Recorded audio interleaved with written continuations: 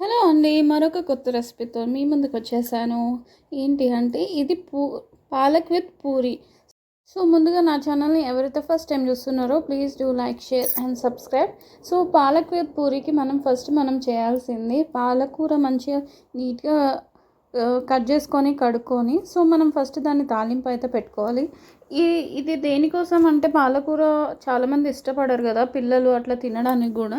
So, ఇలా చేస్తే మాత్రం వాళ్ళు కంపల్సరీ ఈజీగా తినేస్తారు. అంటే బేసిక్‌గా పాలకూర తినాలంటే నచ్చదు చాలామందికి. సో, దానికోసం అయితే ఈ రెసిపీ.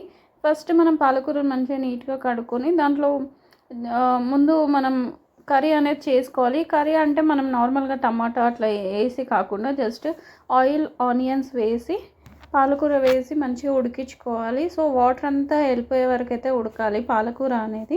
అప్పుడే మనకు టేస్ట్ వస్తుంది. వాటర్ అయితే ఉండొద్దు. దాంట్లోనే కొంచెం ఉప్పు, కారం, పసుపు అయితే వేసుకొని లాస్ట్‌కి కొంచెం ధనియాల పొడి అనేది వేసుకోండి. ఎందుకంటే టేస్ట్, ఫ్లేవర్ అనేది చాలా బాగుంటుంది. సో, వాటర్ అన్నీ వెళ్ళిపోయాయి చూసారా?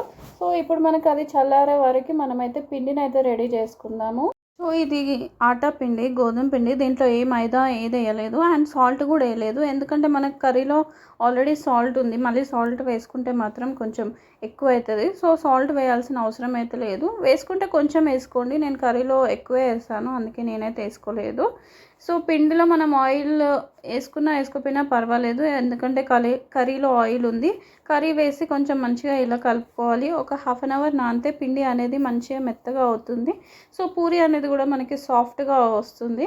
సో, ఇలా చిన్న చిన్న రౌండ్స్ చేసుకొని కొంచెం పొడి పిండి వేసుకొని మనం నార్మల్గా పూరి ఎలా చేసుకుంటామో అలానే చేసుకోవాలి.